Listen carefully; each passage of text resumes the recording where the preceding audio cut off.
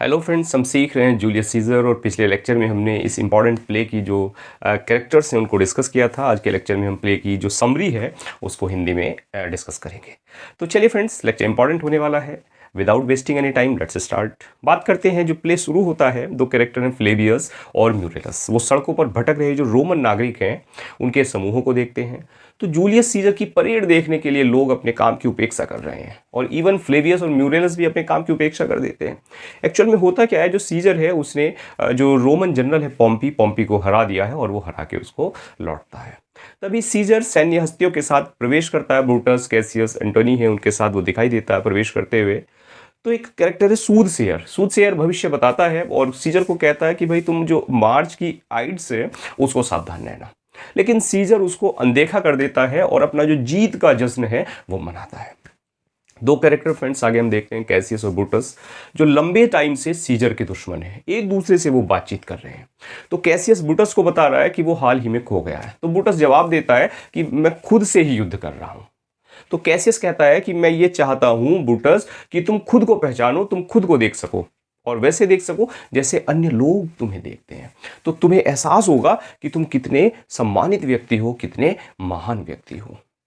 आगे ब्रूटस कहता है कि उसे डर है कि जो लोग हैं वो सीजर को राजा बनाना चाहते हैं और अगर सीजर राजा बन गया तो जो गणतंत्र है उसको वो पलट देगा।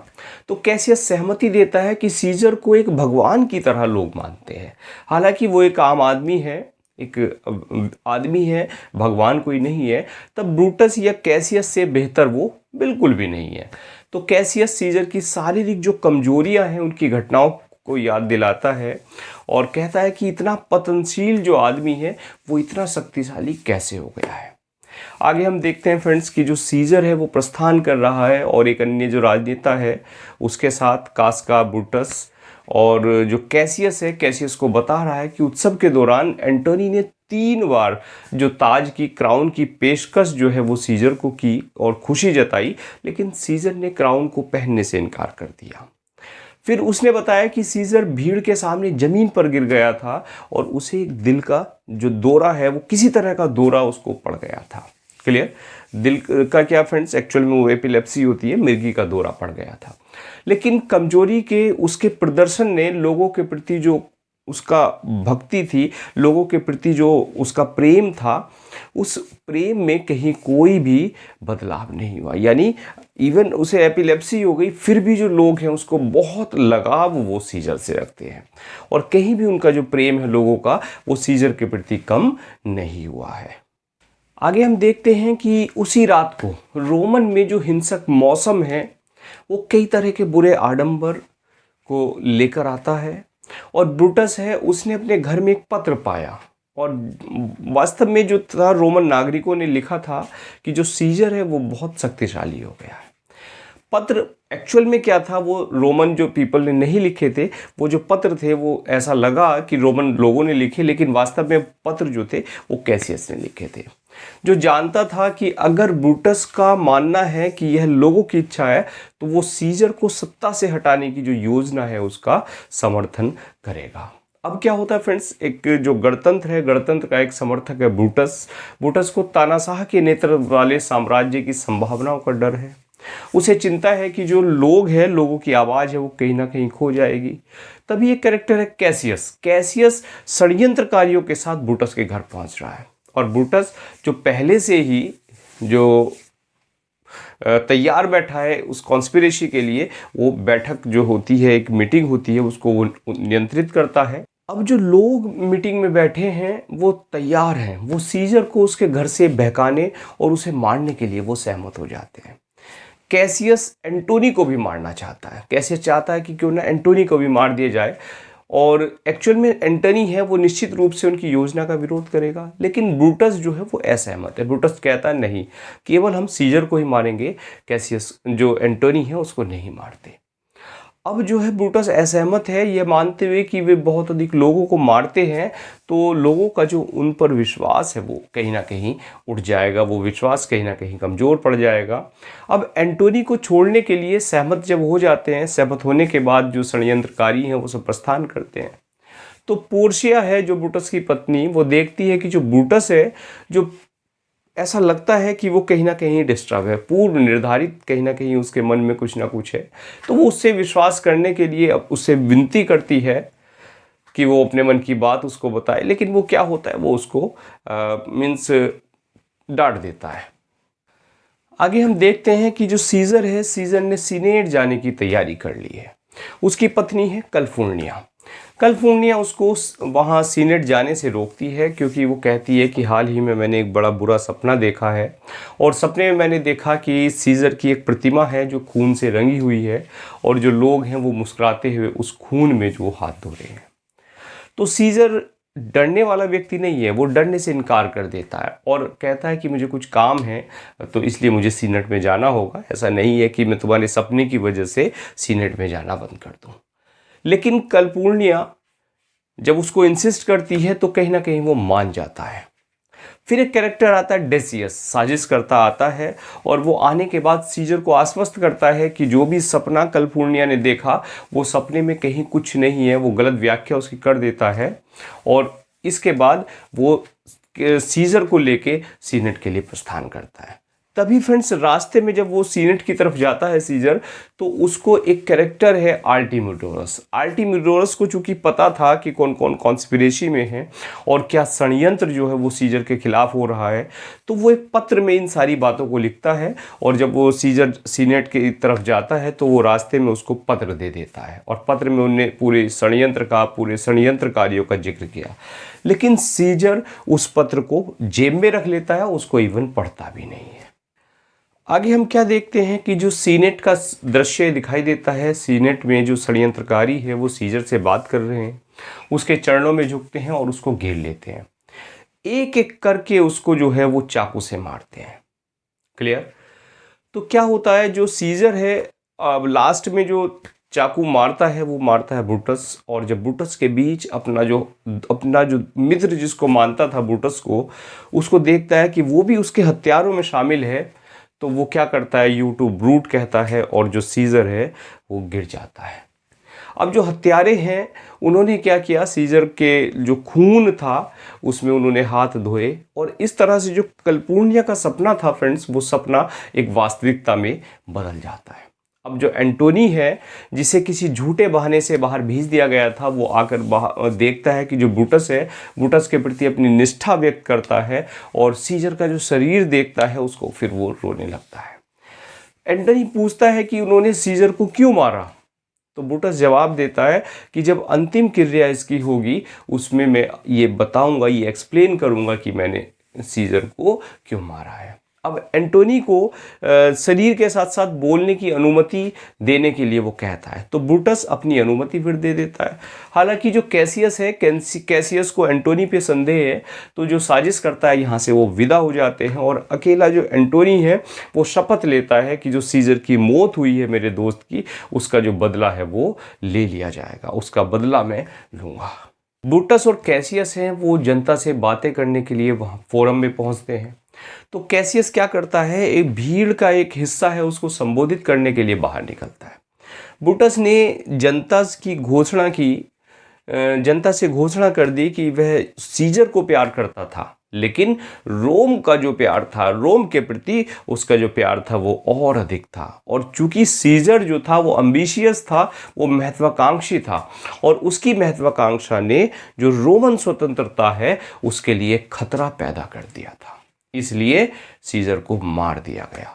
अब जो भाषण भीड़ को शांत कर देता है कहीं ना कहीं। फिर एंटनी सीजर के शरीर के साथ आता है और आने के बाद जो ब्रूटस है, ब्रूटस भीड़ का ध्यान एंटोनी की ओर मोड़ने के बाद जो है वो चला जाता है। और बार बार ब्रूटस को क्या कहा जाता है, एक सम्मानित आदमी कह के जो एंटोनी है वो संदर्भित करता है, बार बार उसको सम्मानित व्यक्ति कहता है। और कहने के बाद कहीं ना कहीं उसका जो भाषण है एंटोनी का वो क्या था फ्रेंड्स, वो व्यंग्यात्मक था। तो ब्रूटस ने अपने भाषण में दावा कर किया कि जो सीजर है, सीजर ने महत्वाकांक्षा से काम किया, लेकिन एंटनी बताता है कि सीजर रोम में धन लेकर आया, रोम में महिमा लेकर आया और इवन वो राजा भी नहीं बनना चाहता था। 3 बार उसको ताज की पेशकश की गई, लेकिन उसने उस क्राउन को भी ठुकरा दिया। तो आप कैसे कह सकते हैं कि जो सीजर था ये महत्वाकांक्षी था, ये सीजर राजा बनना चाहता था। तभी जो एंटनी है वो सीजर की वसीयत है उसका निर्माण करता है और घोषणा करता है कि वो इसको नहीं पढ़ेगा, क्योंकि अगर इस वसीयत को मैंने पढ़ लिया तो लोग कहीं ना कहीं जो परेशान हैं वो परेशान हो जाएंगे। और भीड़ ने उसे वसीयत पढ़ने के लिए कहा, लेकिन वो सीजर के शरीर के बगल में खड़े होने के लिए पलपिट से उतरता है। और सीजर की जो मौत हुई है, भयानक मौत हुई है, कॉन्स्पिरेटर ने किस तरह उसको मारा है उसका वो वर्णन करता है। वो भीड़ को सीजर का जो घायल शरीर है उसको दिखाता है और उसके बाद सीजर की जो वसीयत है उसको पढ़ता है। सीजर प्रत्येक नागरिक को जो अपना धन है वो देने के लिए कहता है और आदेश देता है कि मेरे जितने भी निजी उद्यम हैं उन सबको सार्वजनिक कर दिया जाए। अब जब ये वसीयत जो है, इस वसीयत को भीड़ सुनती है तो भीड़ क्रोधित हो जाती है और भीड़ को लगता है कि बड़ा एक जेनरस व्यक्ति, बड़ा एक उदार व्यक्ति जो है उसको मार दिया गया है।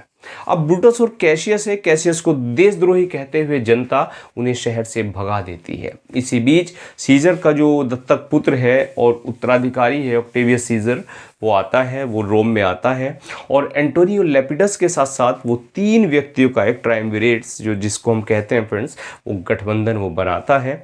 वे कैशियस और ब्रूटस से लड़ने की तैयारी करते हैं जिन्हें निर्वासन में खदेड़ दिया गया है और शहर के बाहर जो है वो सेनाएं खड़ी कर रहे हैं। आगे हम देखते हैं कि जो षड्यंत्रकारियों का शिविर है उसमें हम देखते हैं ब्रूटस और कैशियस के पास बहुत सारे मामलों को लेकर एक तर्क है। ब्रूटस ने खुलासा किया कि वो दुखी है। वो दुखी है, क्यों दुखी है? क्योंकि उसकी अनुपस्थिति में उसकी जो पत्नी है पोर्शिया ने सुसाइड कर ली, उसने खुद को मार डाला। आगे हम देखते हैं कि जो ऑक्टेवियस और एंटोनी हैं वो अपने साथ ब्रूटस और कैशियस की ओर, दोनों मिलके ब्रूटस और कैशियस की ओर वो मार्च करते हैं। तभी जो एंटोनी है वो ऑक्टेवियस को बताता है कि हमला कहाँ करना है, लेकिन ऑक्टेवियस कहता है कि वह उसको आदेश देगा। वह पहले से ही सीजर का जो उत्तराधिकारी है और जो रोम का अगला शासक है उसके रूप में अपना जो अधिकार है उसका दावा कर रहा है। हम देखते हैं कि जो कैशियस है वो अपने लोगों को भागते हुए देखता है और वो सुनता है कि ब्रूटस के जो लोग हैं, वो ब्रूटस की जो सेना है वो प्रभावी प्रदर्शन नहीं कर रही है। तो कैशियस अपना एक उसका आदमी है पिंडारस को देखने के लिए भेजता है कि जो क्या प्रोग्रेस मैटर में हुई है, क्या मामला चल रहा है। तो पिंडारस अपना जो नेता है उनमें से कैशियस का एक सबसे अच्छा दोस्त टिटिनियस को उत्साहित सैनिकों से घिरा हुआ देखता है और निष्कर्ष निकालता है कि उसको जो है पकड़ लिया गया। फ्रेंड्स, जो कैशियस है वो निराश होता है और पिंडारियों को अपनी तलवार से मारने का आदेश जो है वो दे देता है और वे घोषणा करते हुए मर जाता है कि जो सीजर का बदला ले लिया गया है। टिटिनियस आता है और टिटिनियस आने के बाद उसको जो घेरने वाले पुरुष थे वो देखता है कि वास्तव में उसके साथी थे और जो अर्जित की गई जीत जो थी, जीत का जयकारा वो कर रहे थे। तो टिटिनियस कैशियस की जब लाश को देखता है तो अपने दोस्त की मौत का वो शोक मनाता है और खुद को मार लेता है। कौन मार लेता है? टिटिनियस फ्रेंड्स। अब जो ब्रूटस है, ब्रूटस दुख के साथ कैशियस और टिटिनियस की मृत्यु के बारे में जब ब्रूटस को पता लगता है तो बहुत दुखी होता है और फिर रोम की ओर, रोम को फिर से वो जीतने की तैयारी जो है वो कर। लेकिन जब उसे पता लगता है कि उसकी सेना हार गई है तो वो परेशान हो जाता है और अपने एक आदमी को तलवार पकड़ने के लिए कहता है और उस तलवार को खुद को घोंप लेता है, क्लियर, और मर जाता है। और वो ये कहता है कि अंत में वो ये कहता है कि जो सीजर है वो संतुष्ट होकर मर सकता है। ऑक्टेवियस और एंटोनी पहुंच जाते हैं। एंटोनी चूँकि उसे सभी के कुलीन कहते हैं, तो जबकि जो अन्य षड्यंत्रकारी थे उन्होंने ईर्ष्या और महत्वाकांक्षा का काम किया। वो देखता है कि ब्रूटस वास्तव में ये मानता था कि जो रोम है, रोम के लाभ के लिए कोई काम जो है उसने किया है। ऑक्टेवियस का आदेश है कि जो ब्रूटस है उसको एक सम्मानजनक तरीके से दफनाया जाए और उसके बाद वो अपनी जीत का जो जश्न है उसको मनाने के लिए प्रस्थान करते हैं। और इसी के साथ जो नाटक है फ्रेंड्स वो ख़त्म हो जाता है। बहुत डिटेल में समरी नहीं दी आपको, एक ब्रीफ समरी आपको दे दी गई है, क्लियर। तो अगले लेक्चर में हम इसकी जो कोट्स हैं और कुछ इंपॉर्टेंट क्वेश्चंस हैं उनको डिस्कस करेंगे। हालांकि फ्रेंड्स जो पिछले 2 प्ले हैं उनके क्वेश्चंस रह गए हैं, उनको भी हम डिस्कस करेंगे और उसके बाद उन प्लेस का आपको मिड समर का और दूसरा प्ले रहा है आपका एंटोनी क्रियो, उसका जो आपको एक मास्टर वीडियो है वो भी अवेलेबल करा दिया जाएगा। तो चलिए फ्रेंड्स, मिलते हैं नेक्स्ट लेक्चर में। लेक्चर कैसा लगा अपनी राय ज़रूर दें। चैनल पर फर्स्ट टाइम आए हैं सब्सक्राइब करें, शेयर करें, नोटिफिकेशन बेल को ऑन करें ताकि जो भी लेक्चर चैनल पर आए सबसे पहले आप तक पहुँचे। और हाँ, अभी तक आपने मिलियन माइंड्स इंग्लिश ऐप को डाउनलोड नहीं किया है तो उसका लिंक आपको डिस्क्रिप्शन में मिल जाएगा। प्ले स्टोर से उसको इंस्टॉल कीजिए और वहाँ जो सीरीज MCQ चल रही है उस पर आप अपनी प्रैक्टिस कीजिएगा, अपनी तैयारी को कंटिन्यू रखिए। तो चलिए friends, now thanks for watching this video.